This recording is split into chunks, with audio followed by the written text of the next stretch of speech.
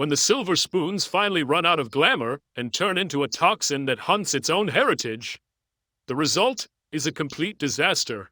The biggest mark of shame on the royal family still leeches off the estate left by ancestors. Prince Andrew wouldn't let go of one final thing tied to this legacy. The royal house of Prince Andrew and Sarah Ferguson tells a story of gilded cages and living in the shadow of impossible expectations. As the second son of Queen Elizabeth II, Andrew was never destined for the throne, never the golden child or heir. Yet from an early age, he acted entitled, as if the world owed him compliance. Privilege shaped him into a boy with demands and a temper whose anger often slipped into cruelty. At the royal stables, he once struck horses with a stick, not as play, but as a way to dominate those weaker than him. An early sign of the arrogance that would define him. Palace's life was harsh and unforgiving. In one instance, Andrew was reportedly beaten by palace guards as punishment for defiance or mistakes, treated with an adult ferocity. In another quiet royal tale, he was thrown into a pile of refuse after irritating an employee. When he ran to his mother, she sided against him, rejecting the employee's resignation and ashamed of Andrew's behavior. Instead of breaking him, these events hardened Andrew, teaching him to deflect shame with entitlement. These early lessons formed the basis of a man who would later cling desperately to power and possessions. Amid these brutal lessons, Andrew found hope in a house that promised escape, the Royal Lodge.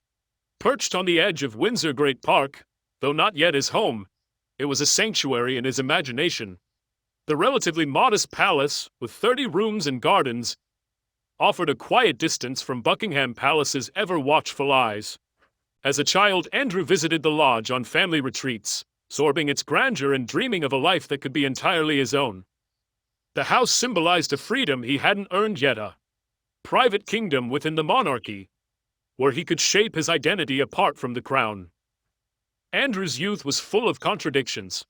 The boy who suffered shame and punishment also dreamed of grandeur. He pictured himself as the master of Royal Lodge, walking its halls, furnishing its rooms to his taste, commanding sprawling gardens, and filling the estate with laughter and power. The lodge became a mental refuge place, where he imagined being free from the hierarchy that placed him second. It was more than bricks and mortar.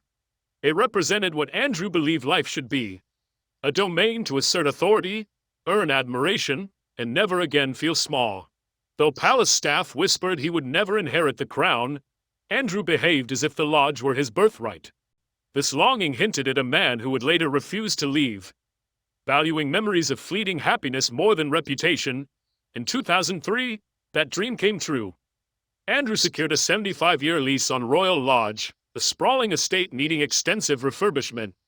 Official records show a £7.5 million renovation, including a swimming pool, conservatory, and full modernization of the 30-room mansion.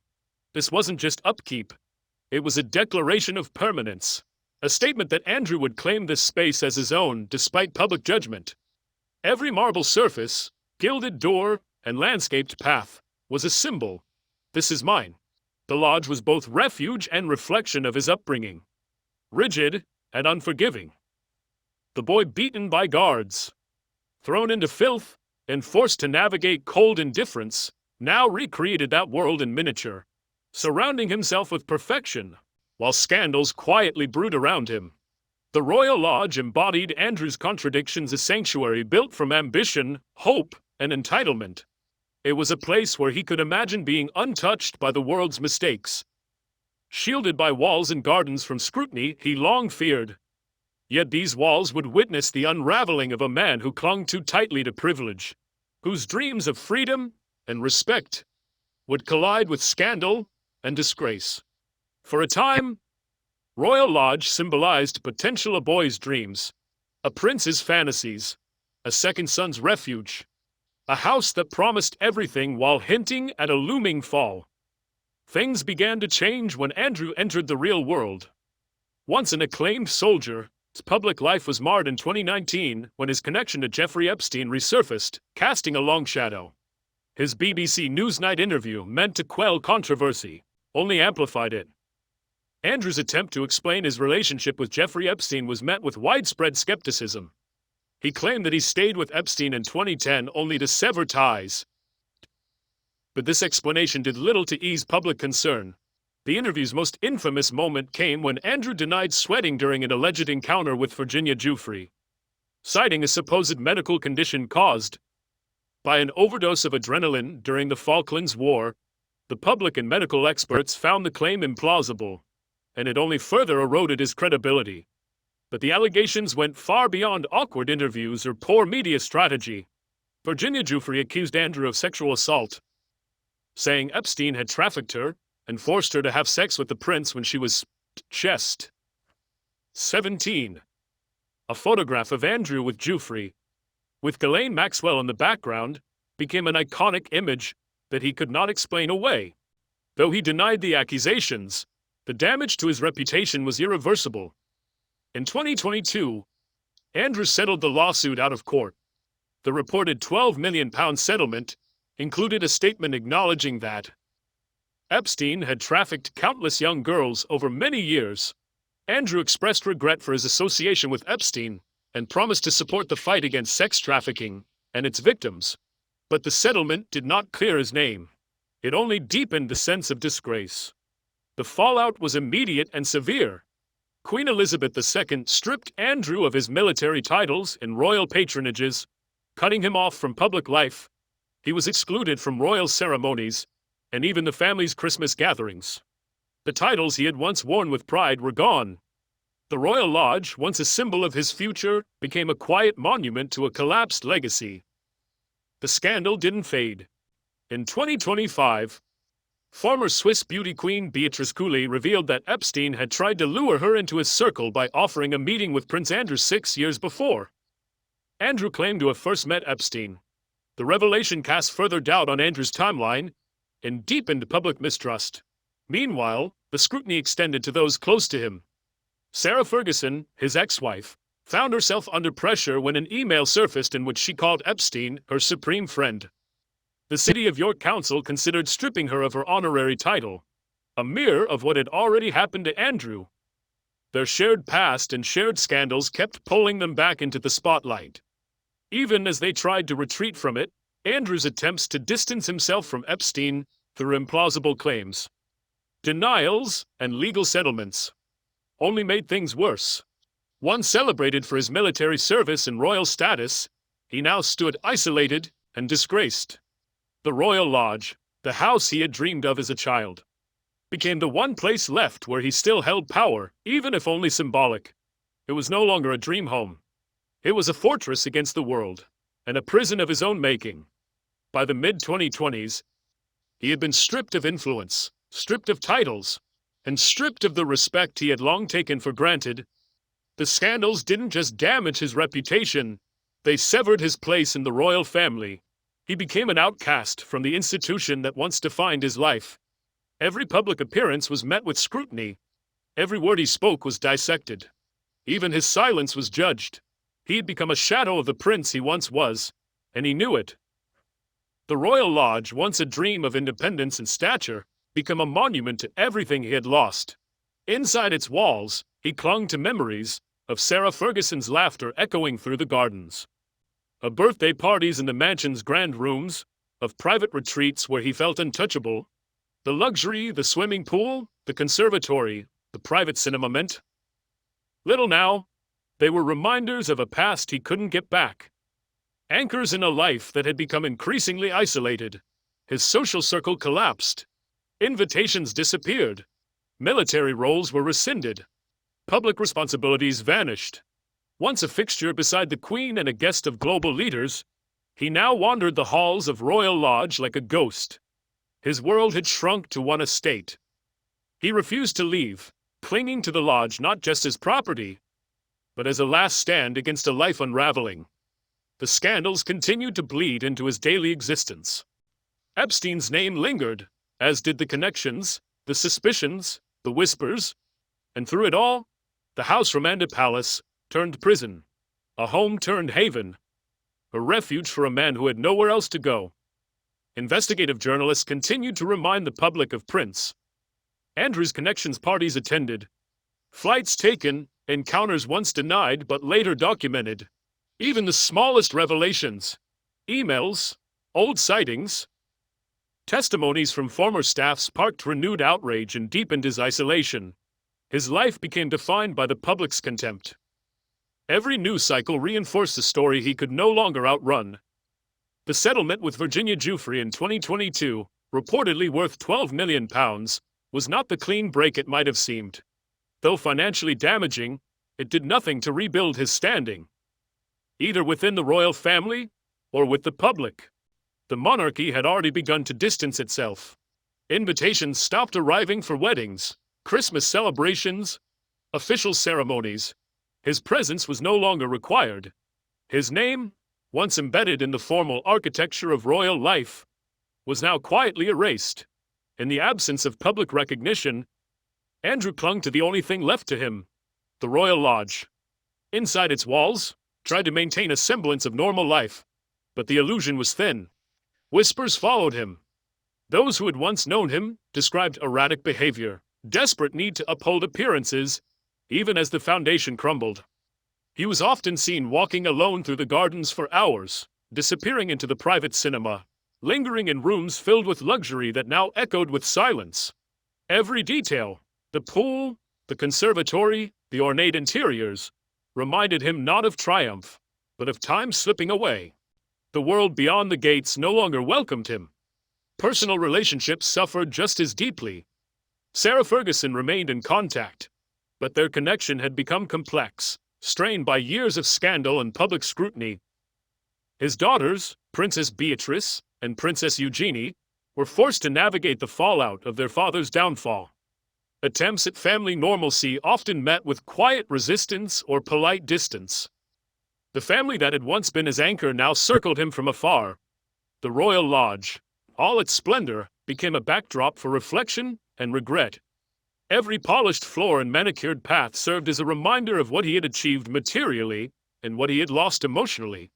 It was his last claim to royal identity, but it could not replace the closeness of a family, the trust of a public, or the weight of dignity once held.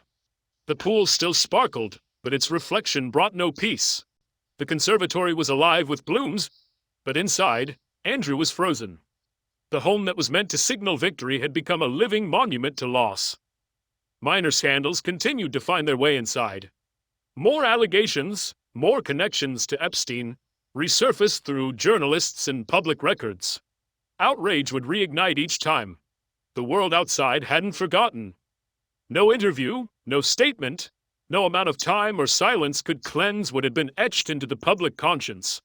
The opulence of Royal Lodge did nothing to shield him from it. By this point, Andrew's world had collapsed into a single center of gravity.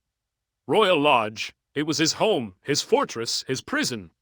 Within its walls, he clung to fragments of the life he once led. Outside them, he faced judgment, suspicion, and irreversible loss. And while he remained surrounded by symbols of wealth and privilege, the truth crept through every corridor. Scandal cannot be bought away.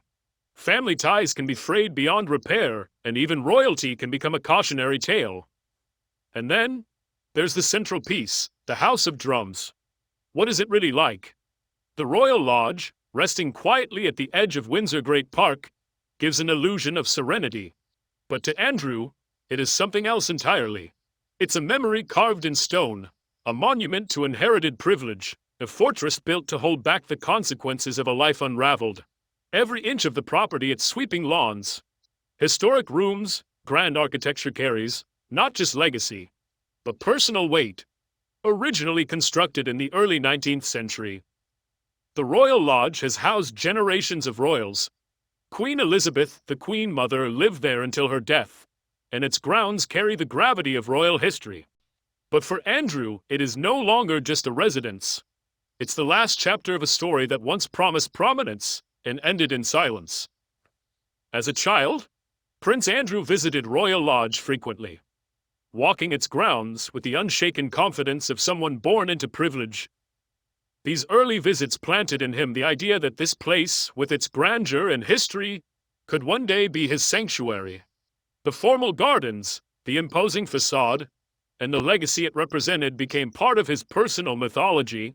In 2003, a childhood fantasy took physical form when Andrew secured a 75-year lease on the estate.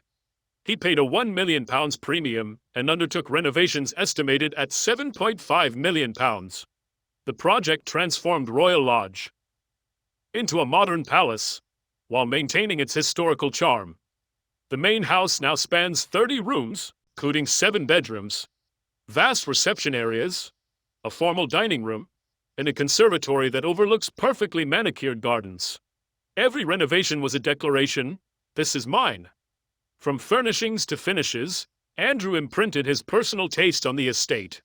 A taste often critiqued behind closed doors, manifested in thick carpets, grand chandeliers, velvet and silk upholstery, portraits of royal ancestors, oil paintings of stoic monarchs, and ceremonial memorabilia.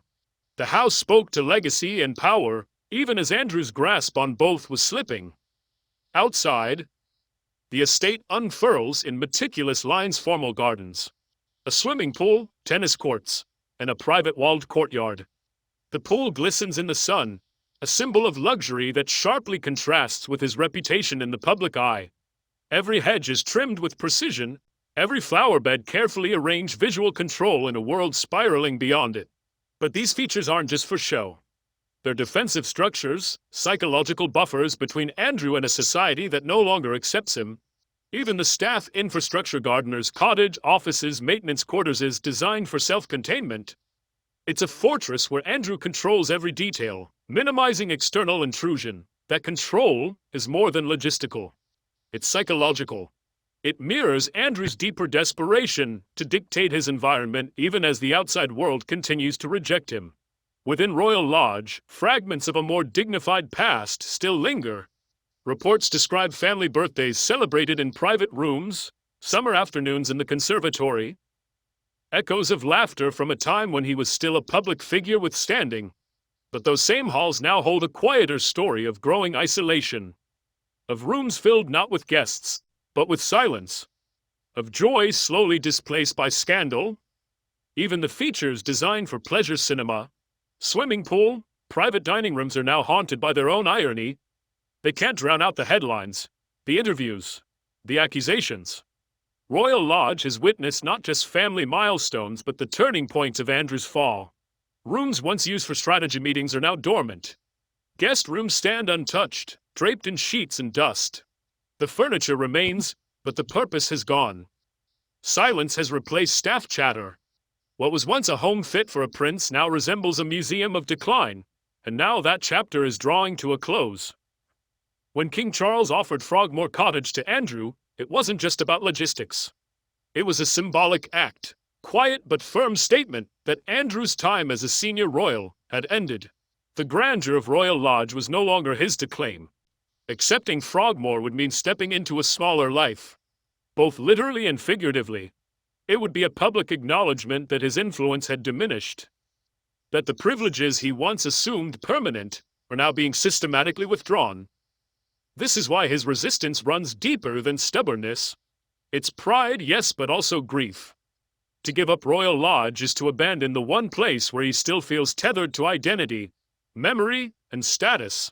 The estate isn't just a residence. It's the last vestige of a version of Andrew that no longer exists publicly. A prince with place, power, and purpose.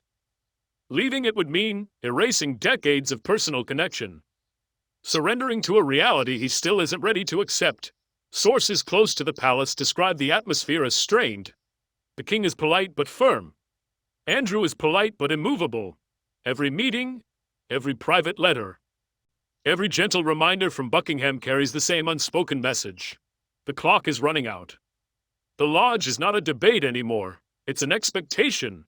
But Andrew, living inside his fortress of memory and marble, continues to hold the line, refusing to be exiled from the only throne he still occupies.